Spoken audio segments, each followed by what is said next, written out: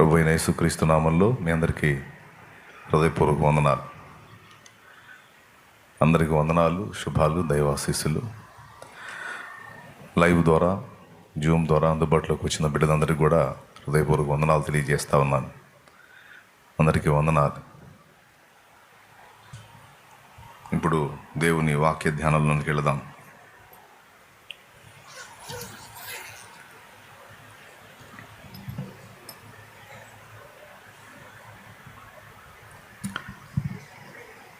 దేవుని వాక్యాన్ని ధ్యానించుకుందాం. ప్రభునందు ప్రియులారా, ఎంతమంది హ్యాపీగా ఉన్నారు?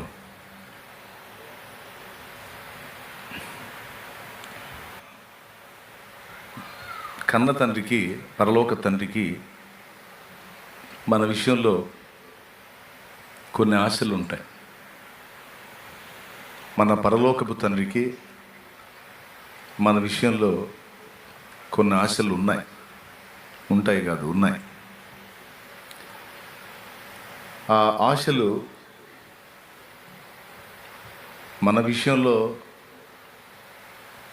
ఆ ఆశలు తనకి తీరాలని ఆయన ఎంతో కోరుతున్నాడు. ఇది నిజం. వాటిల్లో మొట్టమొదటిది,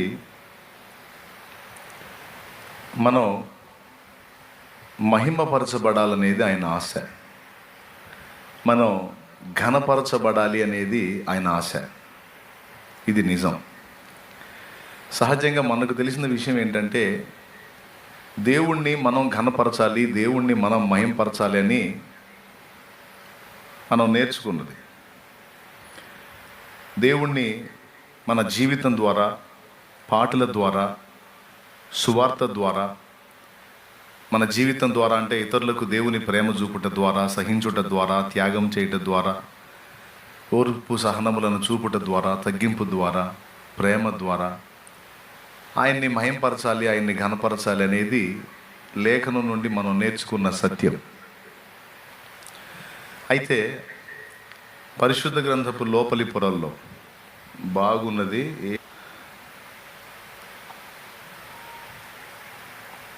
మనం నేర్చుకున్నది దేవుణ్ణి మనం ఘనపరచాలి, దేవుణ్ణి మనం మహింపరచాలి అనే జనుల మధ్యలో. అది నిజమే. మీరు బహుగా ఫలించుట వలన పరలోకమందున్న నా తండ్రి మహింపరచబడునని యేసయ్య చెప్పాడు మత్తయి సువార్త 5వ అధ్యాయంలో. జనులు మీ సత్క్రియలను చూచి పరలోకమందున్న నా తండ్రిని మహింపరచునట్లు వారి ఎదుట మీ వెలుగు ప్రకాశించనీయుడి. మీరు బహుగా ఫలించుట వలన నా తండ్రి మహింపరచబడును అన్నాడు. ఇతరులు దేవుణ్ణి మహింపరచాలంటే దేవుని పిల్లలమని చెప్పబడుతున్న మన జీవిత విధానం క్రమంగా వారికి కనబడితే, అందులో దైవిక ప్రేమ, తగ్గింపు, దీన మనసు, త్యాగం, దయ, దానం, దాతృత్వం, మంచితనం, ఆశను నిగ్రహించుకొని బ్రతకటం మొదలైన శుభ లక్షణాలు మనలో కనబడితే, మనకి ఈ లక్షణాలు ఎలా వచ్చినాయి, ఎవరు ఇలా మనల్ని చెక్కింది అని ఆలోచించి మనం ఎవరిని సేవిస్తున్నామో ఆ దేవుణ్ణి అన్యజనులు మహింపరుస్తారు. నిజంగా ఆ దేవుని బట్టే నీకు ఇంత మంచి లక్షణాలు అబ్బినాయి అయ్యా అని మనల్ని బట్టి దేవుణ్ణి ఘనపరుస్తారు. అది దేవుణ్ణి మహింపరచడం అంటే. అయితే మన కోరిక అది. మన సమస్త విషయాల ద్వారా దేవుణ్ణి మహింపరచాలనేది మన కోరిక. ఒక సత్క్రైస్తవుడి కోరిక, ఒక యథార్థమైన భక్తిపరుడి కోరిక అదే అయి ఉంటుంది. ఏవై ఉంటుంది? నేను ఏ విధం చేతనైనా నా దేవుణ్ణి మహింపరచాలి. ఎందుకంటే నువ్వు ఆయన్ని ప్రేమిస్తున్నావు, దేవుణ్ణి ప్రేమిస్తున్నావు. ప్రేమించినప్పుడు ఖచ్చితంగా ఆ ప్రేమలో కొన్ని లక్షణాలు ఉంటాయి. ఏంటంటే, మనం ఎవరినైతే ప్రేమిస్తామో వాళ్ళకి ఏ ఇబ్బంది కలగకుండా చూసుకోవాలనుకుంటాం. రెండవది, వాళ్ళని ప్రస్తుతిస్తాం, ప్రశంసిస్తాం. మూడవది, వారి గురించి అందరూ మంచిగా అనుకోవాలని కోరుకుంటాం. మనం ప్రేమించే వారిని గురించి నలుగురు, ఇప్పుడు షాలేం రాజు అని అంటే మీకు అభిమానం ఉంది, నన్ను గురించి జనం నలుగురు మంచిగా అనుకోవాలని కోరుకుంటారా, బాగా తిట్టాలని కోరుకుంటారా? మంచిగా అనుకోవాలని కోరుకుంటారు, తిట్టాలని ఎందుకు కోరుకుంటారు కదా? ఒకవేళ ఎవడన్నా నన్ను తిడితే కూడా మీ మనసు గాయపడిపోద్ది. వాడు అందుబాటులో దొరికితే తలా ఒక తన్ను దన్నాలనిపించింది. అవునా? ఎందుకు? మీరు నన్ను ప్రేమిస్తున్నారు కాబట్టి. సో మీకు ఏదైనా ఛాన్స్ వస్తే నా గురించి 10 మందికి మంచిగానే చెప్తారు. ఎందుకంటే మీరు నన్ను ప్రేమిస్తున్నారు కాబట్టి. నా గురించి ఒక శుభకరమైన విషయాలే మీరు 10 మందికి పంచుకుంటారు. ఎందుకు? అలా ఇతరులకు చెప్పి తద్వారా నన్ను ఘనపరచాలనేది మీ అభిలాష. ఎందుకంటే మీరు నన్ను ప్రేమిస్తున్నారు కాబట్టి. అంటే మాట వరుసగా చెప్పాను సుమా. ఏమో నిజంగా ప్రేమిస్తున్నారో ఏడిచేవాళ్ళు అనుకుంటున్నారు, నాకేం తెలుసు. చెబుతున్నాను మాట వరుస.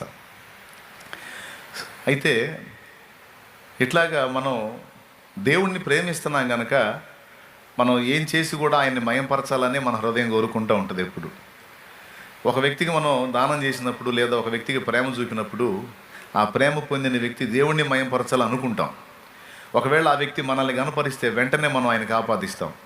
బా అయ్యా ఎంత మంచి బుద్ధి, చాలామందిని చూశాను కానీ ఇలాంటి మంచివాడిని చూడలేదయ్యా నేను అని ఎవరైనా నిన్నంటే వెంటనే ఏంటనుకుంటున్నావు మరి అని నువ్వు అనవు. ఎందుకంటే నువ్వు దేవుణ్ణి ప్రేమించే వ్యక్తివి. వెంటనే ఆ మహిమని దేవునికి ఆపాదిస్తావు. ఏమంటావు? నేను మామూలుగా అందరిలాంటి వాడిని అమ్మా, అందరిలాంటి వాడిని అయ్యా, కానీ నాకు ఈ మంచి బుద్ధి ఏదన్నా ఉంది అంటే అది యేసయ్య వల్ల కలిగింది, అది నా పరలోక తండ్రి వల్ల కలిగింది. ఇదంతా దేవుని దయ. ఇదంతా ఎవరి దయ? దేవుని దయ. దేవుడు ఆయన కృపతో నాకు అనుగ్రహించిన ధన్యత, అంతే తప్ప నాదేం లేదు. అప్పుడు ఈ మహిమ ఎక్కడికి పోతుంది? అట్లాగా కొంచెం ఛాన్స్ వచ్చినా తడుముకోకుండా నువ్వు చేసే పని ఏంటంటే, జనం నిన్ను ఘనపరిస్తే వెంటనే నువ్వు దాన్ని దేవుడికి ఆపాదిస్తావు. ఆపాదించాలి, మనం స్వీకరించకూడదు. అది దేవునిది. నువ్వు నిజంగా దేవుణ్ణి ప్రేమించే వ్యక్తివి కనుక నీకు చెప్పే పనే లేదు. ఎవరు ఏ విధంగా నిన్ను మెచ్చుకున్నా సరే, బా ఎంత బాగా మాట్లాడావు దేవుని మాటలు, నిజంగా బాగుంది అంటే ఆయనది, నాది కాదు. అబ్బా ఎంత బాగా పాడావు దేవుని పాట, అబ్బో నాది కాదు. ఆ స్వరం ఇచ్చింది, ఆ జ్ఞానం ఇచ్చింది ఆయనకే మహిమ. Praise the lord.